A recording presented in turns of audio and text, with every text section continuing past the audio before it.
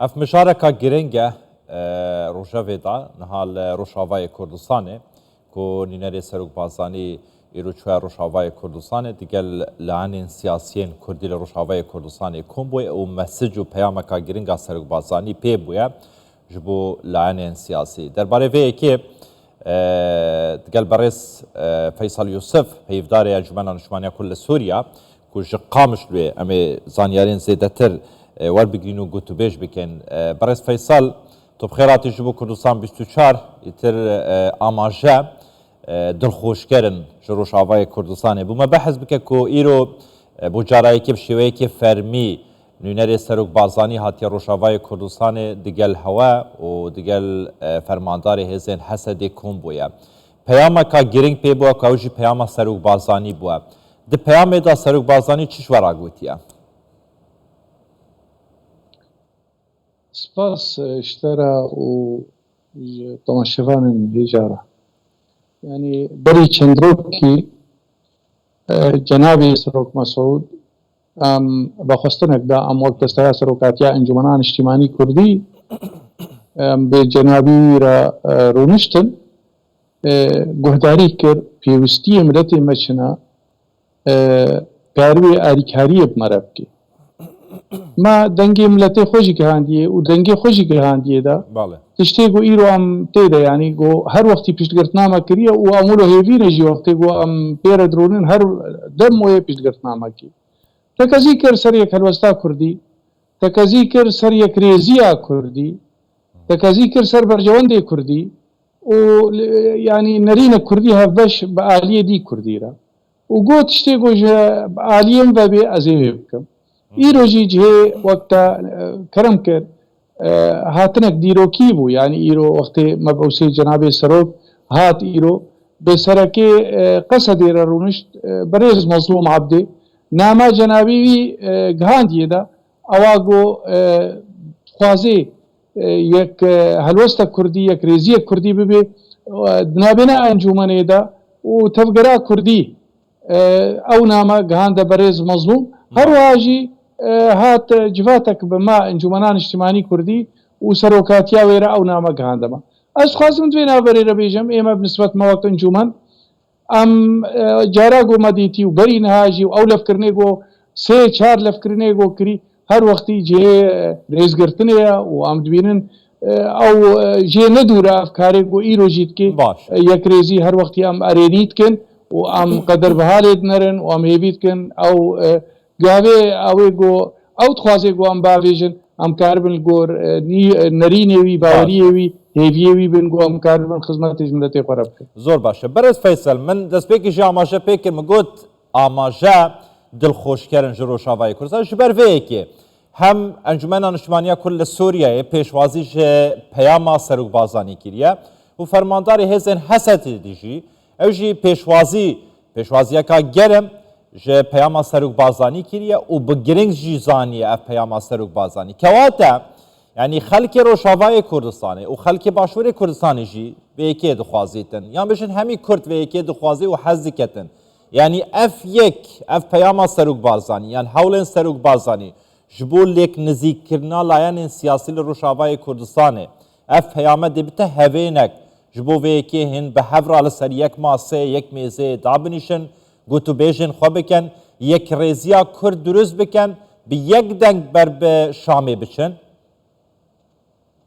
بگو مانا ناماوی الجمع يعني أريني نحو جاي قل كيدان وسطاني أم تيدا بكن الجمع أم أريد كن سر وأم جيد بيجن جنابي وقتي في نامي الديما بريجي ما جيرا قوتيا إيروجي ما تكذيكر بحاضريا جنابي دكتور حميد أم آمادنا وهر وقتي هيفيما وأم قشن بناما سروك مسعود وبشقرتناوي آلية دي تريجي وك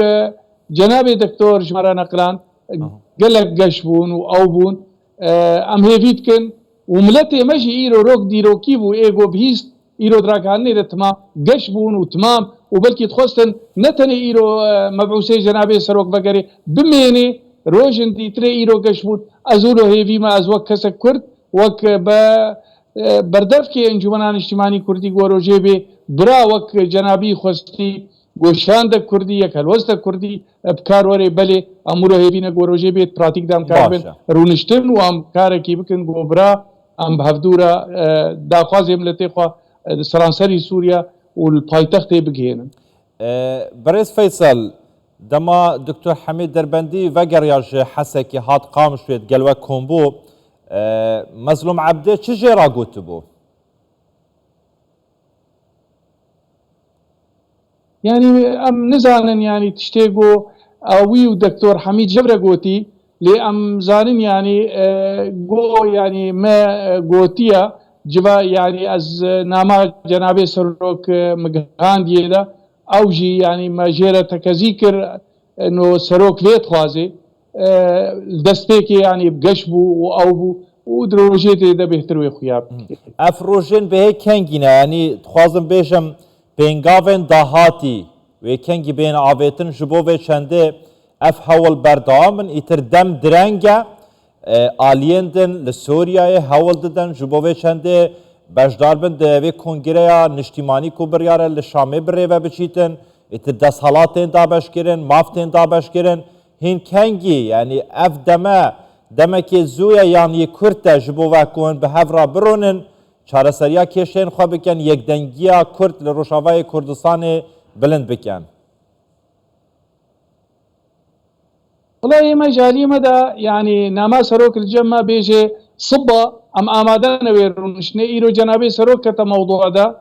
او ايش عبديري يبكي او كاركيت كي هيفيت كن قونا دروجن قلك نيزيك ده هي روجنات يا نشاندان لي ام هيفينا نت حفتيا درجي كبيد روجا ده بيجو انجامي في هاتني بيخويا كرن اواغو ام كاربن بهفدورا غوتو بيش بكن وام لف بكن قونا كنيزيك ده ام ده سوريا ده هي حتى كونغري او ديالوكا سوري سرانسر هي جير في نام تنينا عالم دبيجي هنا كيد في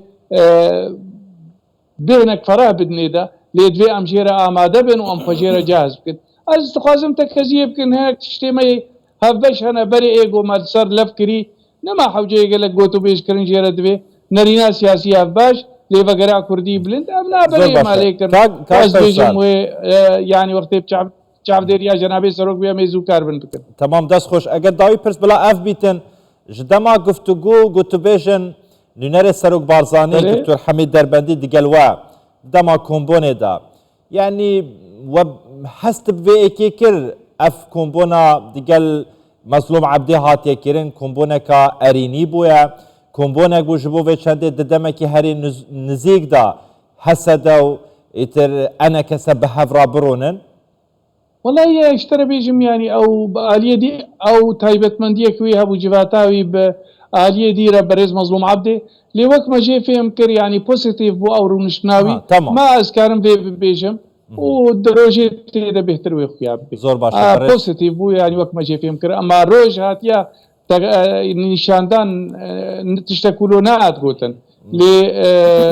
ام دبيشن وانجامينا وباشبه زور باشا دست خوش